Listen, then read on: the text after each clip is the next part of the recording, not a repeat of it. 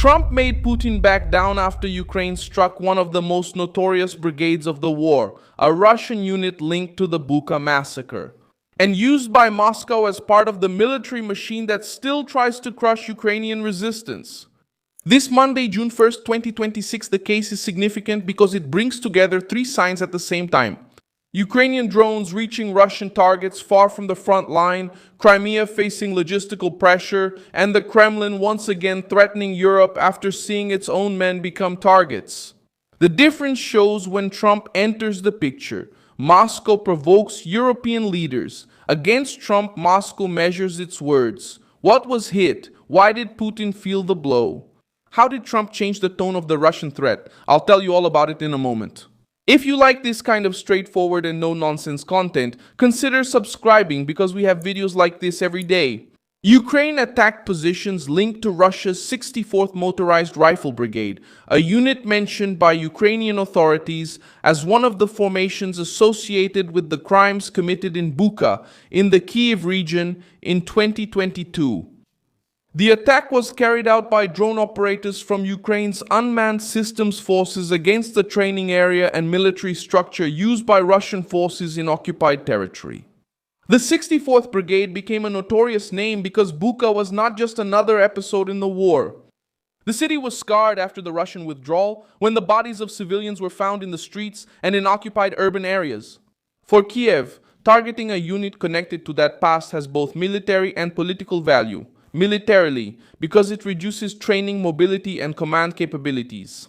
Politically, because it sends a clear message to the Kremlin. The war is not over for those who took part in the decision. The destruction of Ukrainian cities and then believing they could return home as if nothing had happened. That's the point that bothers Putin. For years, Moscow sold the idea that its soldiers could act under the protection of the Russian state, while propaganda called the invasion a special operation and tried to shift the blame to the West. Now the war has changed shape. Ukraine no longer relies only on trenches, artillery, and territorial defense.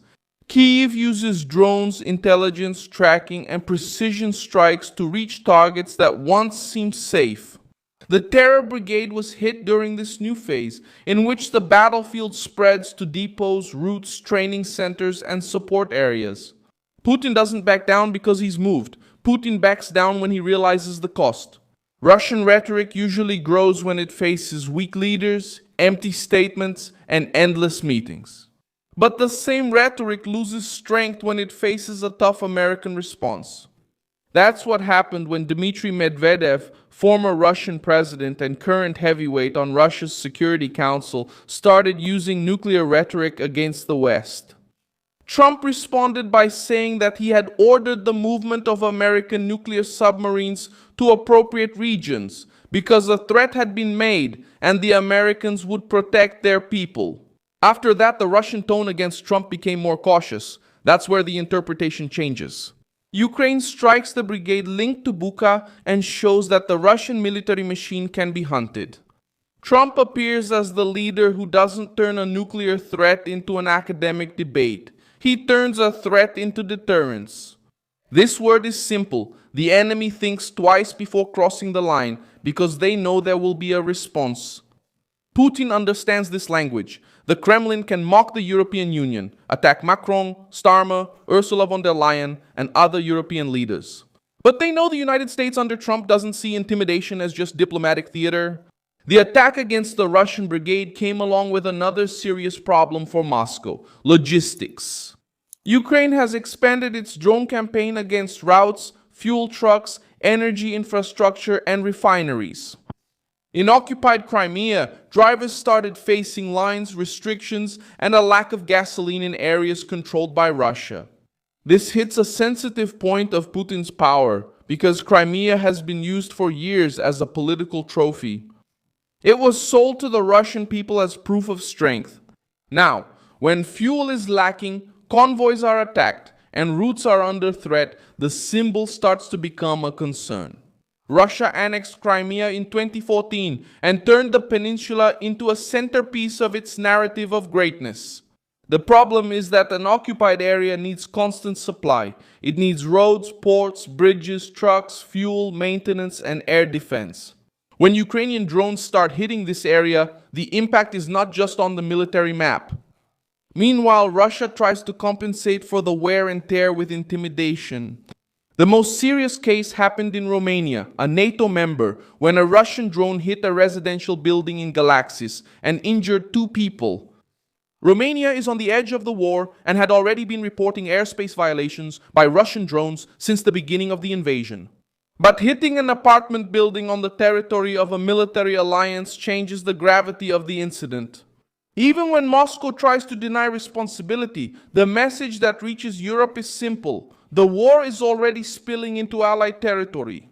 NATO responded by saying it would defend every inch of the alliance's territory. That's why the presence of the United States in the condemnation matters. And that's why Trump's stance matters even more. When American power speaks without asking permission from European bureaucracy, Moscow understands that provocation can be costly. Medvedev tried to turn the incident in Romania into a threat.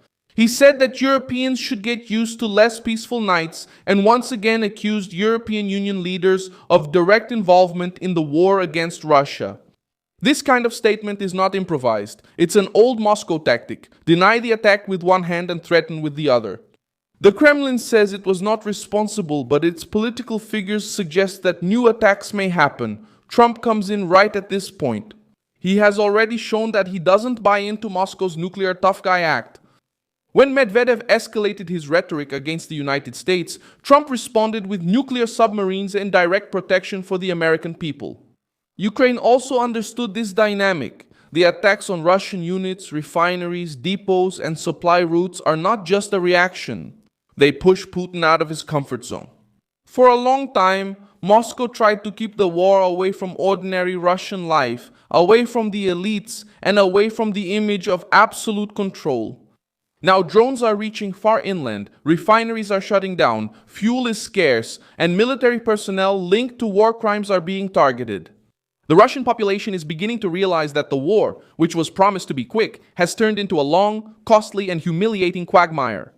Kremlin propaganda claimed that strategic cities would fall, that Ukraine would collapse, and that the West would grow tired. What is happening now is tougher for Putin. Ukraine is still resisting, expanding its drone warfare, and forcing Russia to defend areas that were previously considered safe. Trump made Putin back down because he drew a line that the Kremlin understands. Ukraine shattered some of the sense of security felt by Russian war criminals by striking the brigade linked to Bucha. I'm Milson Alves, an international affairs specialist, and my purpose is to keep you well informed with the truth every day. The news links are in the video description. Leave a like on this video, subscribe to the channel, and at the end, check out the comments so you can be even more engaged with the Milson Alves community.